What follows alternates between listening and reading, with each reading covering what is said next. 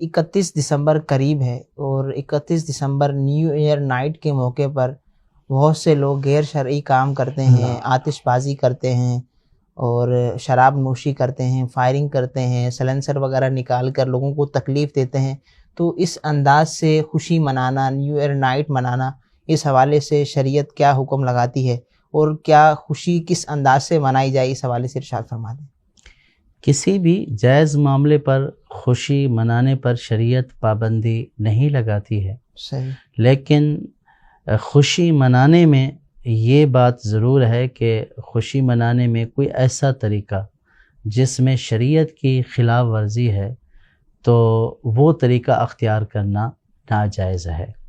جیسے شادی کی خوشی ہوتی ہے اور شادی میں یقیناً جو ہے وہ سب عزیز و اقارب رشتہ داروں کو خوشی ہوتی ہے اور یہ خوشی کا موقع ہوتا ہے اور اس موقع پر خوشی کا اظہار بھی کرنا چاہیے۔ لیکن اب اگر کوئی اس خوشی کو ناجائز طریقے سے منائے، معاذ اللہ گانے باجے کی محفل سجا کر، شرابوں کے دور چلا کر، یا ڈھول ڈھمکے یا موسیقی یا اس طرح کی محفلیں جما کر، تو ظاہر ہے کہ جو خوشی منانے کا طریقہ ہے یہ ناجائز ہے اور یہ اللہ پاک کی ناراضگی کا ذریعہ ہے۔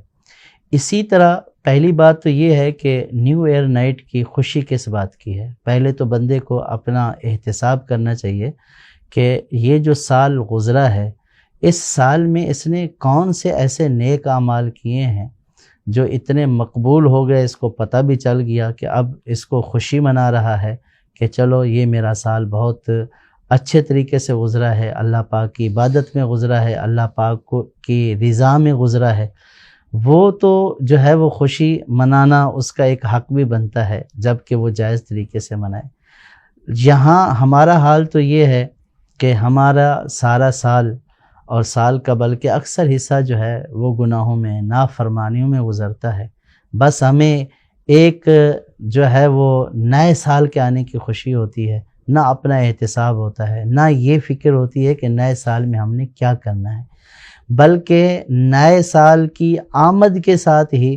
گناہوں کا کھاتہ کھول دیا جاتا ہے۔ حالانکہ اچھی فعال تو یہ ہے کہ نئے سال کو اللہ پاک کی عبادت کے ساتھ، ذکر و فکر کے ساتھ، کسی ایسی محفل میں بیٹھ کر کہ جہاں اللہ پاک کی یاد ہو، جہاں رسول اللہ صلی اللہ تعالیٰ علیہ وسلم کا ذکر ہو، قرآن پاک کی تلاوت ہو، نعت خوانی ہو، مدنی مذاکرہ، بیان، اس طرح کے امور میں ہمیں جو ہے وہ نئے سال کا استقبال کرنے چاہیے، اس دعا کے ساتھ کہ یا اللہ میں نیکی سے جو ہے وہ ابتدا کر رہا ہوں، تو مجھے سارا سال اسی طرح نیک عمل کی توفیق عطا کر۔ لیکن بدقسمتی یہ ہے کہ جو ہے نہ پچھلے سال کا پتہ، نہ اگلے سال کی جو ہے وہ پرواہ کہ ابتدا کس سے ہو رہی ہے، اور پھر شرابوں میں، فحاشیوں میں اور اس طرح کے دیگر یعنی ایسے برے کام کہ جو سارا سال بھی جو ہے وہ بندہ نہیں کرتا، تو اس طوفان گناہ میں وہ بھی بہہ جاتا ہے۔ تو اللہ پاک سے ڈرنا چاہیے، اللہ پاک سے توبہ کرنی چاہیے اور اللہ پاک سے توفیق طلب کرنی چاہیے کہ یا اللہ میری آنے والی زندگی، میرا آنے والا سال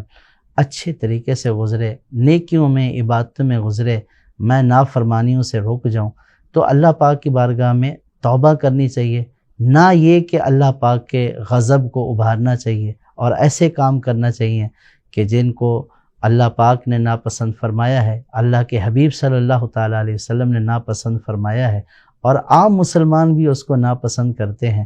تو ایسے برے افعال کے ساتھ، ایسے برے کاموں کے ساتھ سال کی ابتدا اور اس پر خوشی، یہ یعنی بہت بڑی جرات ہے، بہت بڑی بہادری ہے کہ ایک تو گناہ کر رہا ہے، دوسرا اس کے اوپر خوش ہو رہا ہے۔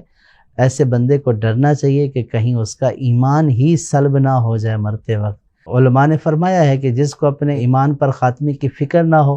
تو اس کے ایمان پر خاتمہ نہ ہونے کا خوف ہے۔ تو جو گناہ پر خوش ہو رہا ہو، جو نافرمانیوں پر خوش ہو رہا ہو، تو اس سے بڑھ کر برائی کیا ہو سکتی ہے۔ اللہ پاک تمام مسلمانوں کو اس طرح کے برے کاموں سے محفوظ فرمائے۔